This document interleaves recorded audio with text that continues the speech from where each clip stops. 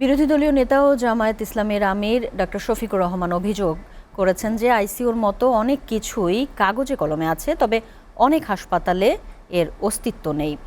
হাম আক্রান্ত রোগীদের খোঁজখবর নিয়ে রাজধানীর শিশু হাসপাতালে গণমাধ্যমের সাথে তিনি কথা বলেন।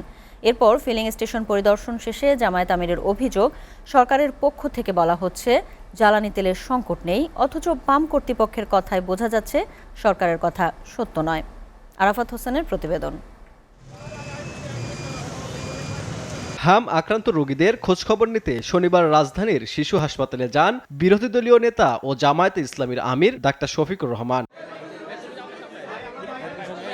পরিদর্শন শেষে তিনি বলেন, সংসদে প্রশ্ন করা হলে সরকারের দায়িত্বপ্রাপ্তরা বলেন হামের চিকিৎসার জন্য আইসিইউ রয়েছে, কিন্তু বাস্তবে বেশিরভাগ কেন্দ্রেই এর অস্তিত্ব নেই।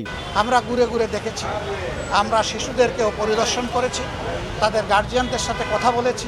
হাম শুরু হওয়ার পরে হামের ট্রিটমেন্টের জন্য একটা আইসিইউ সরকার করে দিয়েছে, আমরা সরকারের ধন্যবাদ, কিন্তু প্রয়োজন অনেক। এরপর আসাদ গেটে দুটি ফিলিং স্টেশন পরিদর্শন করেন বিরোধী দলীয় নেতা, কথা বলেন গ্রাহক ও পাম্প কর্তৃপক্ষের সাথে।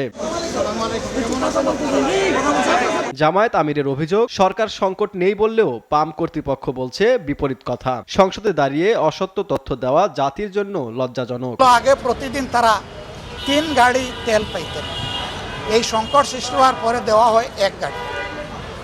এইটা দিয়ে তারা 24 ঘন্টা কাভার করতে পারেন না। যত সময় তাকে দেন, যখন থাকে না তখন তারা বন্ধ করতে বাধ্য হয়। অথচ সরকারের পক্ষ থেকে বলা হচ্ছে আগের স্বাভাবিক সময়ের চাইতে এখন তেল অনেক বেশি বিক্রি হচ্ছে। তাদেরকে আমরা জিজ্ঞেস করলাম, পান যখন 3 ভাগের 1 ভাগ, আপনারা বেশি বিক্রি করেন কোত্থেকে? তারা বললেন যে এই কথাটা সত্য নয়।